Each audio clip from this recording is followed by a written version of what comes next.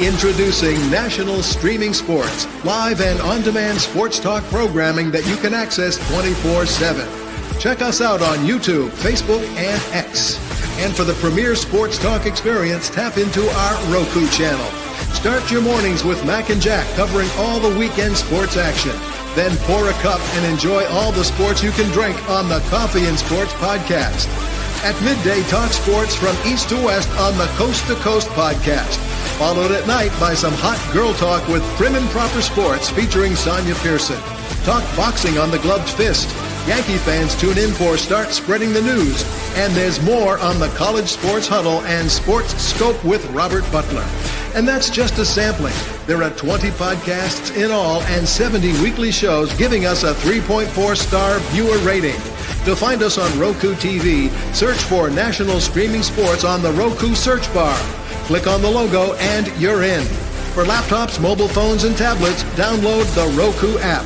National Streaming Sports, live and on-demand sports talk for America.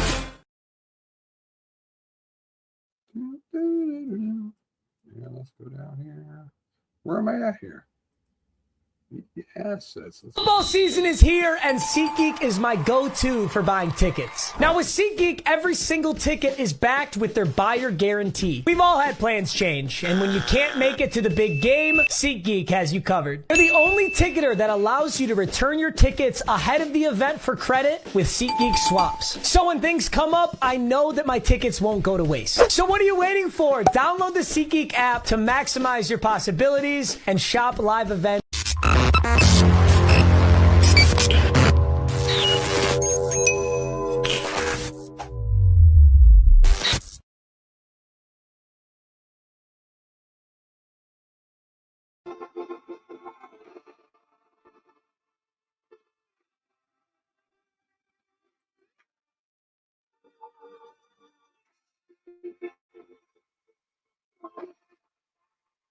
Well, good afternoon, and I'm really happy that I've been doing a interview of all the hosts of our podcast, the National Streaming Sports, and I got one of my favorite podcasters coming up here, one of my favorite shows.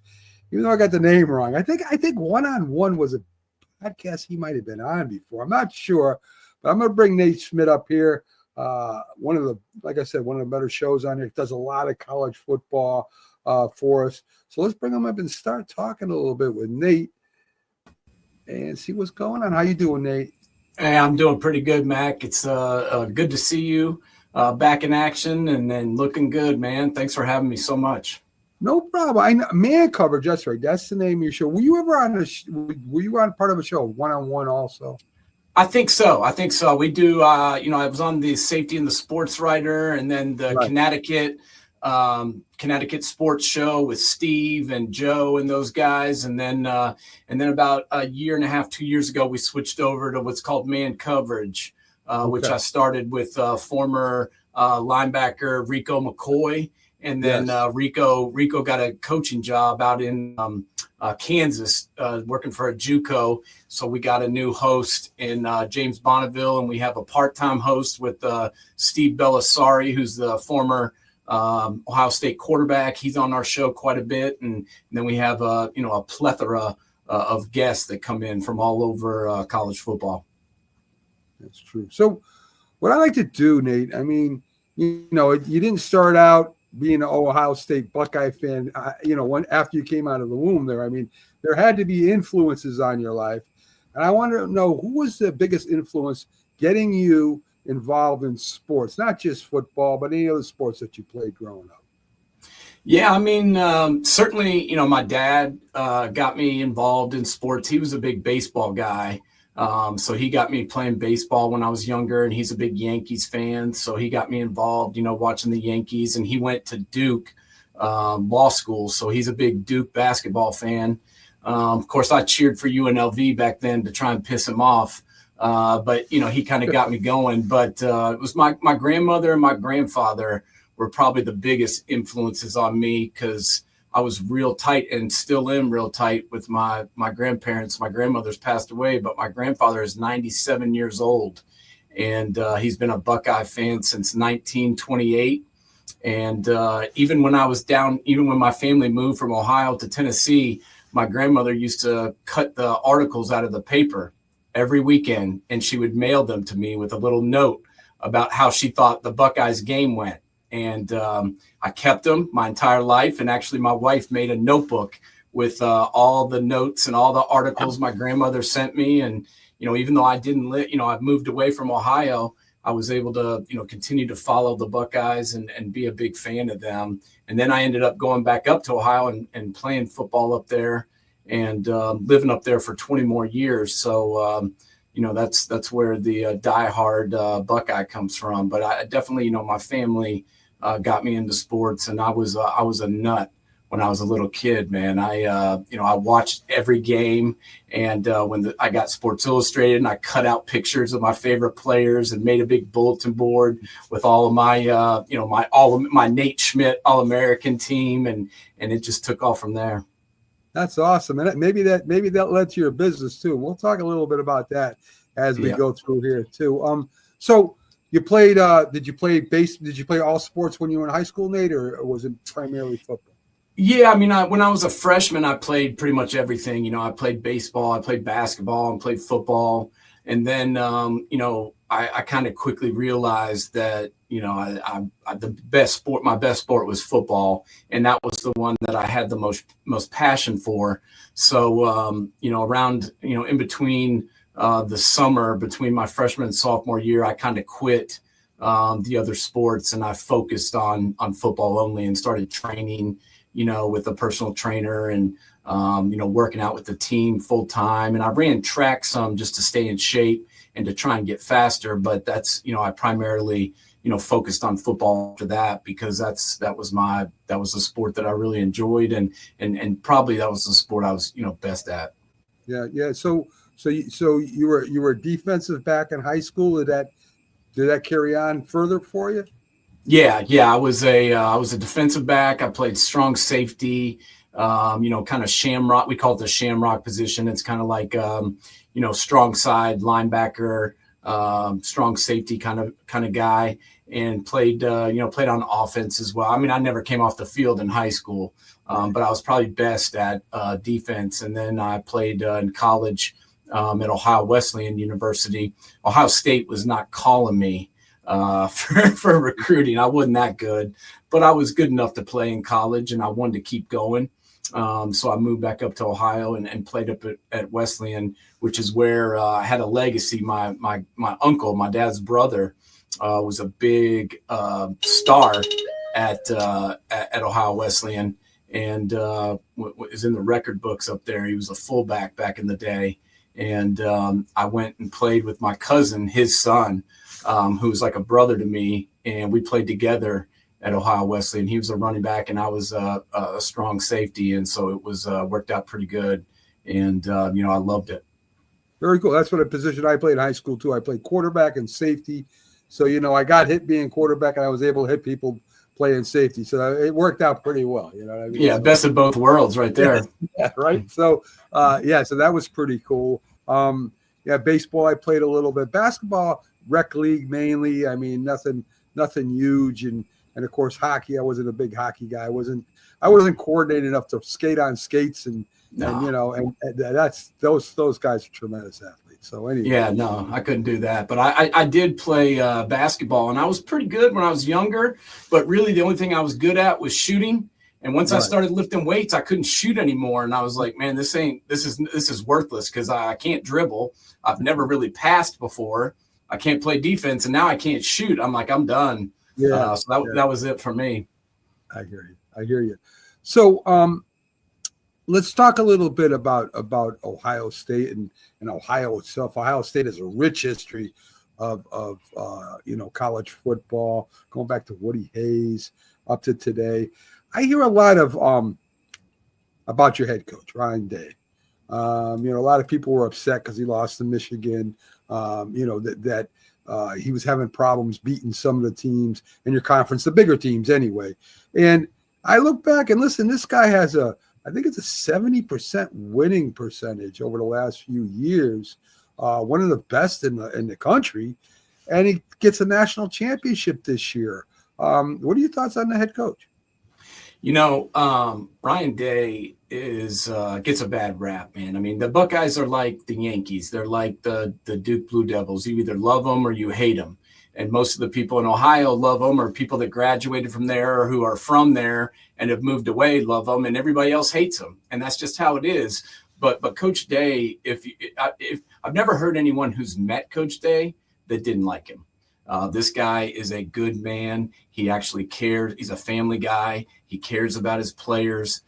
He's a really good offensive mind and a football mind. And he's 70-10 as a head football coach at a major Power 5 school. I can't remember, as I said, I've been following college football as long as I can remember, at least for 40 years. And I don't remember anyone else starting off their career 70-10 and winning, over 80% of their games like he has. Now, the big championship had eluded him up until Monday, but, he was real close. If you think about back to 2020, he played in the national championship against Alabama.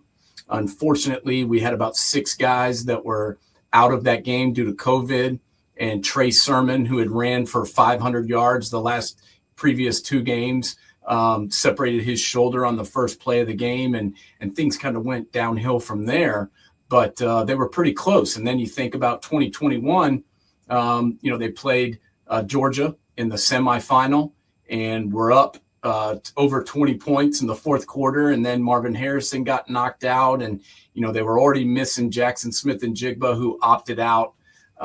And Emeka Abuka was hurt, and Travion Henderson was hurt. Mayan Williams was hurt. So, by the fourth quarter, we didn't have much left on offense. And somehow Ryan Day figured out a way to get them down close enough to kick the field goal. And unfortunately, the kid shanked it, and they lost by 1 point.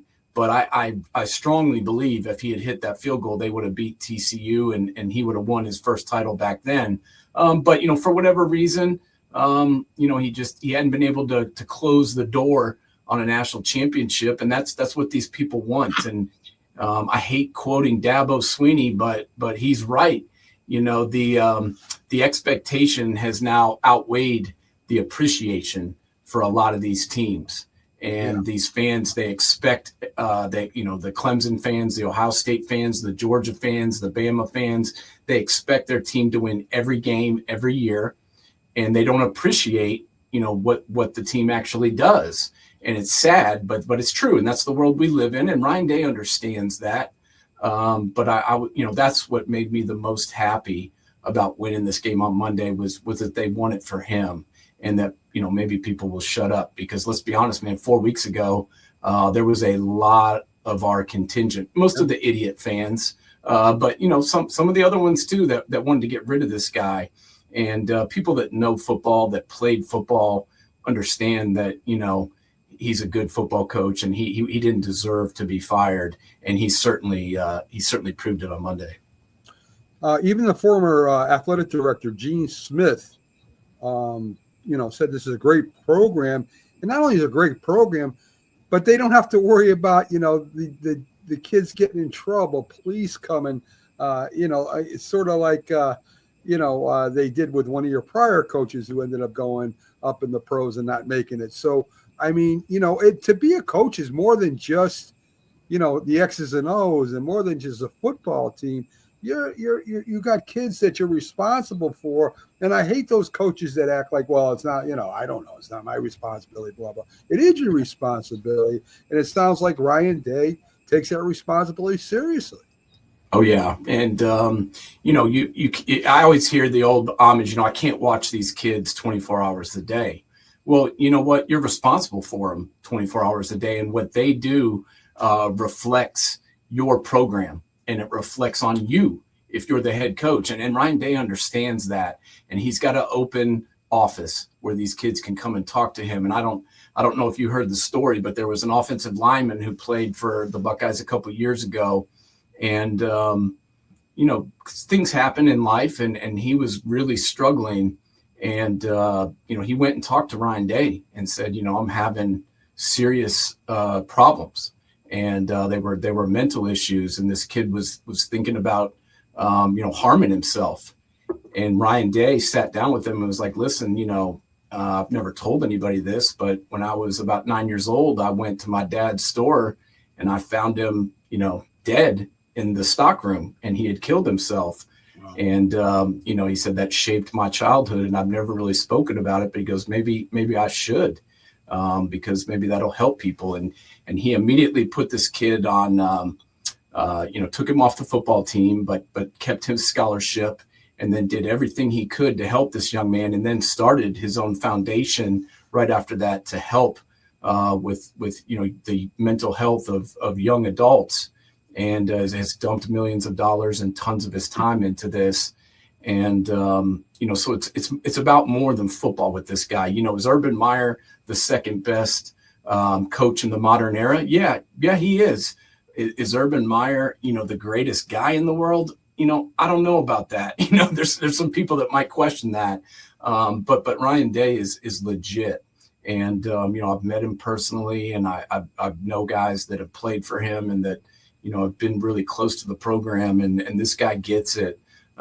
He cares about more than just football. Obviously, he's judged by wins and losses, and he knows that more than anyone. But, he cares about these guys on and off the field.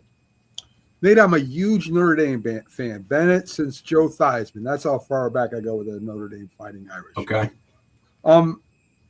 We still haven't won the big one in I don't know how many years now. I heard a lot of people saying, well, Ohio State has $20 million in NIL funds. That's why they beat Notre Dame. But if you look at Notre Dame, Ohio State's third in the country. Notre Dame's seventh. Notre Dame has NIL money too. So I'm looking for Notre Dame next year with a lot of starters coming back. They got 6 starters that were injured that will play next year. The quarterback's coming back. I think they're going to have a real good team again next year, right? And you probably get some people that go to Notre Dame because they went to the national championship. So I think they're going to be good again next year. I think they got a good coach over there too. I think Marcus Freeman is a good coach. So I'm not worried about Notre Dame, but enough with the excuses. You got beat by a better team that day, and that's all it was. And I love your rookie wide receiver. I love him. He's going to be a future star in the league. I know he's got to spend 2 more years with Ohio State, but wow. God, I hope so. I hope he sticks around because he is absolutely legit. But yeah, the Notre Dame has got the right guy in charge. Marcus, played for Ohio State. He coached at Ohio State. He's a guy that gets it. I don't know if you saw, but when Brian Kelly announced he was leaving, they did the full coaching search. A lot of the players went to the athletic director and said, listen, we want to play for Coach Freeman. We want him to be promoted. And they were kind of hesitant at first to do it. But then, the day came where they made the decision behind closed doors. They selected Freeman. They got the whole team together. And they said, guys, we want to introduce you to the whole coach. I don't know if you've seen this video, but you need to watch it. The door opens and Freeman walks in the room and the place explodes because these kids were so excited that he was getting that opportunity and that they were getting that opportunity to play for him. And you could see it on the field in this playoff. They probably beat some teams that maybe, they weren't as talented as because they believed in the scheme. They believed in the plan that their coach laid out. And they gave their all, which is what you're supposed to do for Notre Dame, give your all for the Irish. And they did. But I think they're going to be set, man. He's recruiting at a high level. They're figuring this portal thing out. You can go get guys in the portal who are good athletes and that have done a good job, but do they fit your program? And that's what really matters. I mean, you look at Ohio State's success this year. Well, they went out, they only really added 3 guys. They added, Caleb Downs at safety. They added McLaughlin at center, and then they added Quinshawn Junkins, the other running back. And that's all they, it's about quality, not quantity. And these guys all fit, the Ohio State philosophy, to a T. And that's what Marcus is going to do. He's going to go out and get guys that want to play at Notre Dame, not just to come. I mean, they're going to pay them. don't get me wrong. Notre Dame's going to pay him just like these other schools are paying guys. Everybody's paying everybody now. And a lot of schools were paying them before, as we know. But now, it's all come to light, and everybody's getting paid, and these guys are going to get paid. But Marcus is going to sift them out, and he's going to bring in the right people that want to be at Notre Dame and that fit what he wants to do. And they didn't have as much talent, but hell, man, a couple of balls bounce the other way. That field goal goes in for one thing. They could have come back and won that game. I mean, it was 8 points, and they were knocking on the door, and I was nervous as hell because they fought their way back. They got down, they were down by 3 scores, and they came right back to the one score game and cut it to 8 because these guys never even thought about quitting, and that comes straight from the head coach. Sure does. You mentioned you like the Jets as an NFL team. Of course, they've had, last year was kind of crazy. They went out, they get the quarterback, they get all the guys around him that he kind of wanted, and they win 4 games. So I think it's not a question of talent, Nate. I think they got plenty of talent on that team.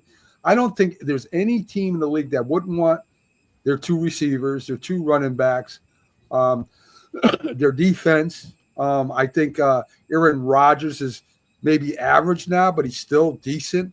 I think it's a chemistry problem. They go out, they get Aaron Glenn, former player, has coached a few other places, now comes in there. What do you think? Do you think maybe they finally got it right, that they got a guy in there that played on the field, has experience, and maybe, he's a no-nonsense guy, it seems like. Is this what the Jets need? I love Aaron Glenn. I remember when the Jets drafted him in the first round, and he lived up to the billing and had a great career and has done a tremendous job as an assistant coach. The only thing I will say to that is you never really know what a guy is going to do as a head coach until he becomes one. Obviously, you want to give these guys a chance that are coordinators and that have showed promise. But you never really know. Some of them come in like Kevin O'Connell and just take over and become excellent head coaches. Other ones struggle. The problem with New York is everything is amplified, and you're going to have 10 times the media that you do everywhere else, especially coming from Detroit. Everything will be amplified 10 times. And, how does Aaron Glenn handle that? I think he'll do a good job. He's played there. He coached there. He was a scout for the Jets. So I think he understands how it works. And, I think he'll get it right. Everything starts at the top. And that's been the issue with the Jets is, they've been mismanaged from the top down, in my opinion. Firing Robert Saleh in the middle of the season was an absolute joke. Do I think he was the greatest head coach in the world? No, I don't. But their defense just took a nosedive as soon as they kicked him out the door. So I don't think that was a great move. And I think Woody Johnson is somewhat clueless when it comes to, running an NFL franchise in the way it's supposed to be run. So hopefully he'll be a little bit hands off. Hopefully Aaron will have some input on who they go out and get as far as the GM goes, and they get the right players in there. Aaron Rodgers actually played a lot better down the stretch. Do they keep him? I don't know. I don't know if he wants to be there. I don't know if they want him there. But I don't think Aaron Rodgers just suddenly forgot how to play football. It was Sam Darnold looked like absolute garbage for the Jets, and he won 14 games this year. So it's all about your environment and the culture that you have. I know that's a word that gets thrown around a lot. But I think it's true. I think, a winning culture can mean a lot of things. And, the Jets just haven't had that since Rex Ryan was there, which is crazy to say. But that was the last time they competed. And since then, it's just kind of been a disaster. So I hope this is the guy. Can I say for 100% certainty that he's going to get it done? No. But I think he's got the right makeup. And if he gets the right coaching staff, and they get the right GM in there, and they get Woody Johnson to get the hell out of the way, I think they got a chance for sure. Yeah, I mean, because, you figure Buffalo's going to be good again next year. The Patriots, I still think, are a couple years away or a few years away. Miami, I can't get a good read on Miami because I'm not sure what that head coach is and what he's not. He seems a little, lacking in something. I don't know. But that leaves the Jets open to at least maybe make a run at a wild card or something if they keep the same people. Even if they get another quarterback, a veteran quarterback that Aaron Glenn likes or whatever they like, I still think they'll have a good team next year. So let's talk a little bit about your podcast history. Was Safety in the Sports Writer, was that the first one, Nate? Well, yeah, actually I started with the Connecticut Sports Guys. That was a show that Steve and Steve D and Joe started out of Connecticut there, and I started just being a guy that they kind of went to for college football stuff. And when they were talking about college football, they'd have me on to kind of help in that arena. And then things just kind of evolved from there. I started coming on more regularly, and then became a full-time guy after they had some issues with one of their hosts.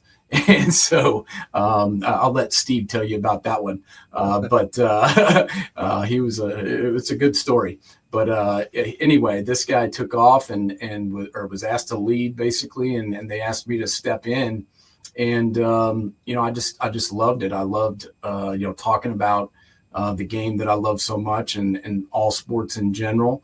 And we do that still to this day. But college football has always been the thing that I know the most about, and the thing that I'm the most passionate about. And living here in Knoxville now, I get a good taste of the SEC.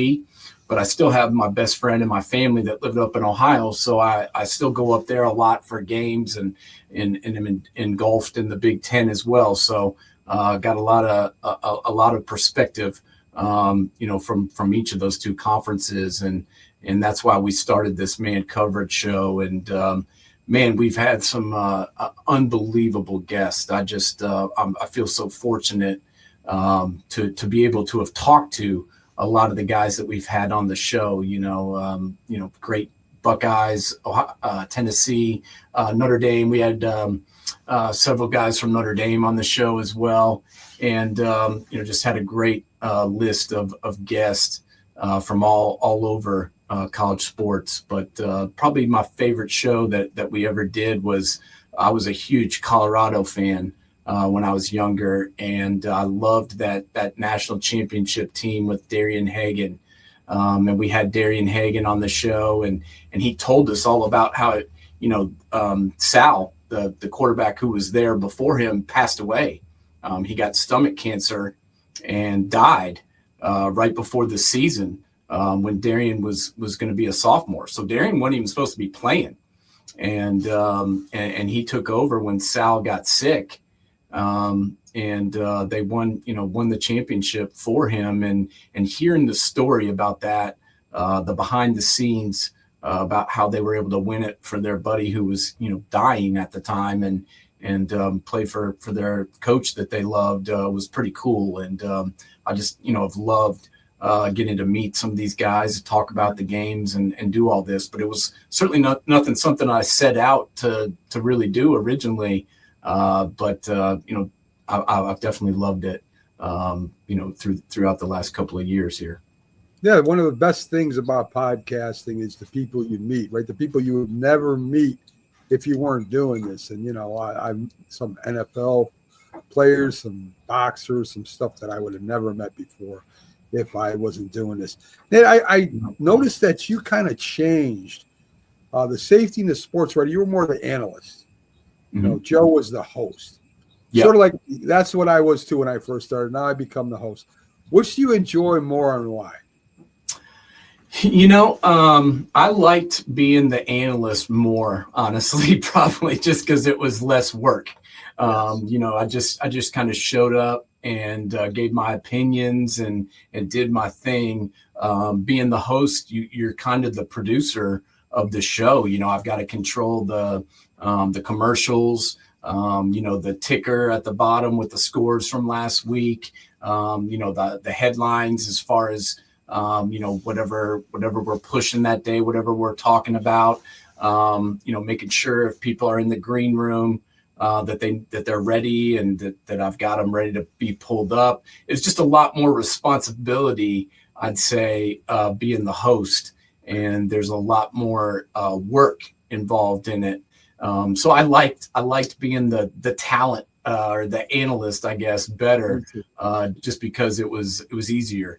But I like being the host too. It's cool to kind of run the ship, be the captain, I guess. But I definitely say that I enjoyed doing the analyst side of it better, just because it's easier, and you just kind of do your thing instead of having to control all these moving parts.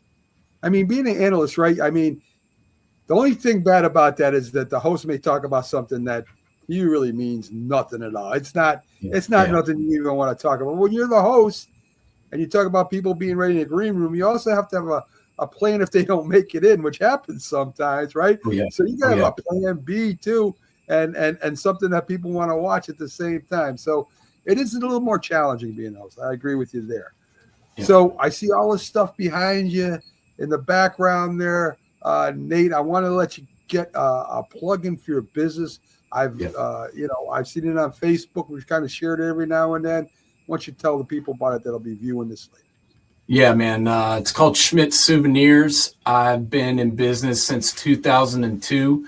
Now I have a day job that I do 40 to 50 hours a week, but on the weekends I travel all over and do trade shows, and I primarily focus on autographed items, sports cards. My main thing is autograph cards that I deal with, and rookie cards. But also a big thing for our business is game worn jerseys.